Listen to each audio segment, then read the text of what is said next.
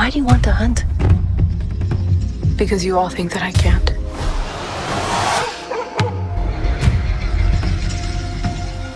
It's time.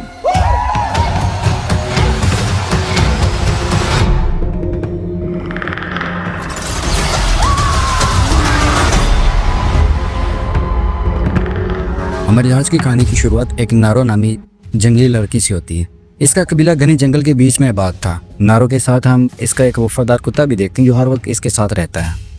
नारो जंगल में अपने घर वालों के लिए कुछ खाना लेने जाती है, लेकिन एक जगह शिकार करने की मशक करने लगती है, क्योंकि आज तक इसने एक भी जानवर का शिकार नहीं किया था। अचानक इसे किसी जानवर के पाँव के निशान नजर आते हैं कि और से देखने पर इसे एक बहुत बड़ा हिरन नजर आता है। इससे पहले नारो इसका शिकार करती, आसमान से कोई अजीब सी आवाज़ आती है और हिरन भाग जाता है।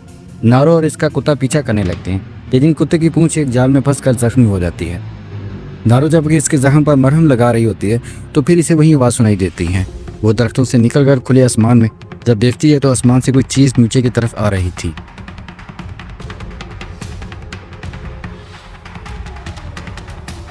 अगले सीन में हम नारो को अपने भाई ताबी के साथ देखते हैं, जो नारो से पहले एक परिंदे का शिकार कर लेता, जिससे वो उदास हो जाती है। अब नारो अपनी माँ के साथ खाना बना रही थी, तभी ताबी अपने शिकार को लिए झोंपड़ी में दाखिल होता है। इसकी माँ इसकी तारीफ करने लगती है, जिस पर नारो को जलन होती है। अगली सुबह वो जंगल से जड़ी बूटियाँ इकट्ठी करके वापस कबीले आई तो इसे पता चला कि एक शेर इसके कबीले के लड़के को उठा कर ले गया। ताबी यानी इसका भाई और बहुत सारे कबीले के लोग इसे तलाश करने के लिए जंगल जा रहे थे। नारो भी साथ जाने की जिद करती है। ताबी इजाज़त दे देता है। अब वो घने जंगल के अंदर जा रहे थे। अचानक इन्हें एक जगह खून के निशान नजर आते हैं। ढूंढने पर इन्हें लड़का मिल जाता है जो काफ़ी जख्मी था। नारो इसे दवा देने लगती है और ताबी बाकी लोगों के साथ शेर का शिकार करने निकल जाता है। नारो भी साथ जाना चाहती है, लेकिन ताबी इसे जख्मी को वापस कबीले ले जाने को कहता है। रात हो चुकी थी। नारो कुछ लोगों के साथ जख्मी को वापस कबीले ला रही थी। रास्ते में इसे एक मरा हुआ सांप मिलता है, जिसकी चमड़ी बुरी तरह नोच कर उतारी गई थी और पास ही किसी मखलूक के पाँव के निशान थे। ये देखकर वो डर जाती है और इसकी इतला देने के लिए एक लड़के को साथ लेकर अपने भाई की तरफ जाने लगती है। थोड़ी दूर जाकर वो अपने भाई को बताती है ये किसी शेर का काम नहीं बल्कि किसी और ही मखलूक का है, लेकिन इसका भाई शेर का शिकार करने पर बदजिद था। नारो इसे शेर के लिए जाल बिछाने का कहती है ताकि इसे आसानी से काबू किया जा सके। नारो और एक लड़का दरख्त पर चढ़ जाते हैं और ताबी नीचे जाल बिछाने लगते हैं। अचानक अंधेरे से शेर निकलता है और दूसरे लड़के को मार देता है और खौफ से नारो दरख्त से गिर जाती है। तभी वो एक रोशनी देखती है और बेहोश हो जाती है। अब नारो की जब आँख खुलती है तो वो झोंपड़ी में अपनी माँ के सामने जख्मी लेटी होती है। ताबी ने इसे घर पहुंचा दिया था और खुद शिकार पर चला गया था। माँ नारो को मशरूब पिलाती है। इतनी देर में ताबी भी वापस आ रहा था। इसने शेर को मार दिया था। कबीले का सरदार इसकी बहादुरी पर इसे कबीले के जंगजुओं का लीडर बना देता है। लेकिन नारो अभी भी खुश ना थी, क्योंकि इसके हिसाब से जंगल में अभी भी एक अनजान और ख़तरनाक मखलूक मौजूद है। लेकिन ताबी इसकी बात नहीं मानता और वहाँ से चला जाता है। नारो की परेशानी अभी भी अपनी जगह कायम थी। अगली सुबह वो अपनी ज़रूरी हथियारों और अपने कुत्ते के साथ इस मखलूक की तलाश में जंगल में निकल जाती है। एक जगह इसे इसी मखलूक के पाँव के कदमों के निशान मिलते हैं।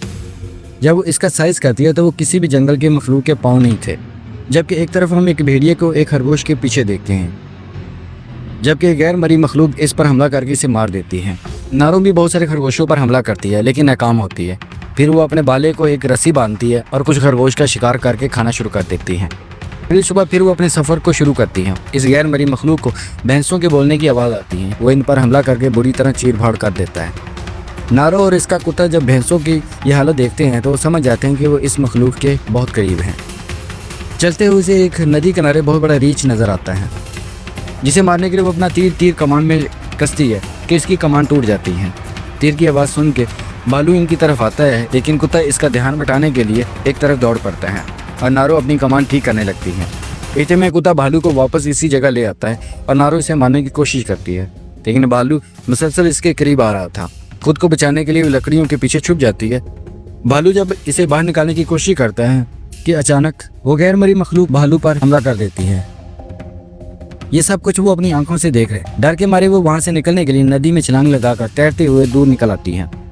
जंगल से गुजरते हुए इसके कबीले के लोग इसे मिलते हैं, जो इसे ही ढूंढ रहे होते हैं। नारो कहती कि इसने इस मखलूक को अपनी आंखों से देखा है, लेकिन कोई भी इसकी बात पर यकीन नहीं करता। नारो जब ज़्यादा बहस करती है तो वो ज़बरदस्ती इससे कबीले ले जाने लगते हैं। वापसी पर वो एक जगह रुकते हैं जहाँ इन्हें किसी जानवर के भागने की आवाज़ आती है। दरअसल ये जंगली चूहे होते हैं जो डर के मारे भाग रहे थे। इतने में वो एक चूहे को पकड़ लेते हैं। अचानक एक लड़के के जिस्म पर लेज़र लाइट्स के निशान नजर आते हैं और बहुत सारे तीर इसके जिस्म के आर पार हो जाते हैं।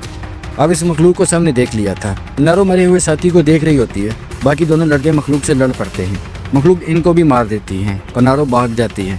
भागते हुए कबीले का एक लड़का इसे अपने साथ झाड़ियों में छुपा लेता है, लेकिन वो मखलूक इन्हें तलाश कर लेती है। इससे पहले वो लड़का तीर चलाता है, वो इसे मार देती है। नारो जंगल के अंदर भाग रही होती है कि इसका पाँव एक जाल में फंस जाता है और वो गिर जाती है। इतने में इसके सामने कुछ रूसी लोग आ जाते हैं जो इसे मारकर बेहोश कर देते हैं। नारो को जब होश आता है तो वो खुद को एक पिंजरे में पाती है। इसका कुत्ता भी इसके कब्जे में था। फिर दो आदमी इसे परेशान करने लगते हैं। एक शख्स जो इसकी ज़बान जानता था आता है और नारो से कहता है कि इन्हें इस मखलूक को पकड़ना है और नारो उनकी मदद करेगी, लेकिन नारो मना कर देती है। अचानक इसकी नज़र अपने भाई ताबी पर पड़ती है। वो भी कैदी बन चुका था। अगले दिन रूसी लोग नारो और ताबी को शिकार के तौर पर एक दरख्त से बांध देते हैं ताकि वो गैर मरी मखलूक इन पर हमला करे तो वो इसे पकड़ ले, लेकिन मखलूक इन रूसी लोगों पर ही हमला कर देती है। इतने में नारो ताबी से कहती है कि वो इन पर हमला नहीं करेगा क्योंकि इसे शिकार करना अच्छा लगता है। यहाँ रूसी लोग इसे कैदी बनाने की कोशिश कर रहे थे, लेकिन वो किसी तरह भी काबू नहीं आ रहा था।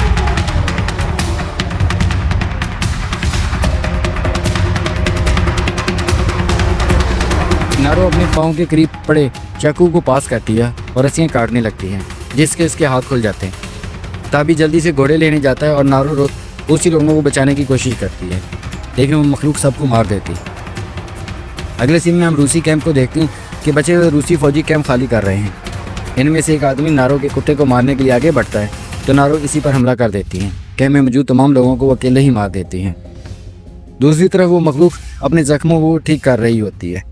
कैंप में मौजूद एक आदमी जख्मी पाँव के साथ नारो के सामने आता है और मदद की दरख्वास्त करता है।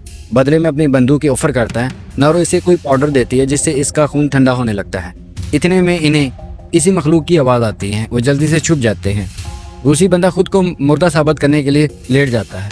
खून ठंडा होने की वजह से वो मखलूक इसे देख नहीं पाते, लेकिन ये सारा माजरा नारो देख रही होती है। अचानक रूसी आदमी के मुंह से आवाज़ निकलती है और मखलूक इसे मार देती है। इसी में नारो का कुत्ता इसके सामने आता है तो ताकि इसका ध्यान बटा सके।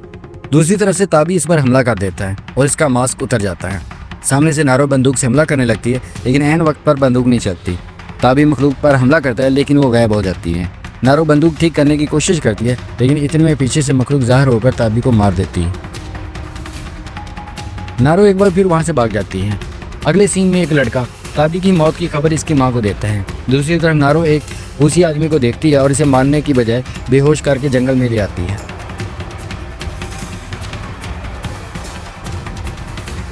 इसे जब होश आता है तो इसका एक पाँव कटा होता है। नारो इसके सामने एक खास किस्म की दवा खाती है जिससे इसका खून ठंडा हो जाता है। थोड़ी देर में वो मखलूक इस रूसी आदमी को मारने के लिए आ जाती है तो नारो इस पर बंदूक तान लेती है। नारो गोली इसके मास्क पर मारती है और इसका मास्क लेकर भाग जाती है। फिर एक जगह जाकर एक जाल बिछाती है और इसका मास्क वहाँ लटका देती है, क्योंकि इसे पक्का यकीन था कि वो इसे लेने ज़रूर आएगा। गैर मरी मखलूक अपने मास्क को ढूंढते हुए नारो के जाल तक पहुँच जाती है तो नारो दरख्त के ऊपर से इस पर हमला करके जख्मी कर देती हैं। एक रस्सी के जरिए इसको खींचकर दलदल में फंसा देती है। अब दोबारा जब वो खड़ा होता है और नारो पर हमला करने लगता है तो इसका मास्क ही इस पर लेज़र का निशाना लगाकर हमला कर देता है और इसको तीरों से मार देता है। अगले सीन में नारो अपने कुत्ते के साथ इस मखलूक का सर लेकर अपने कबीले पहुंचती है। कबीले वाले इसकी बहादुरी देखकर इसी कबीले के जंगजुओं का सरदार बना देते हैं।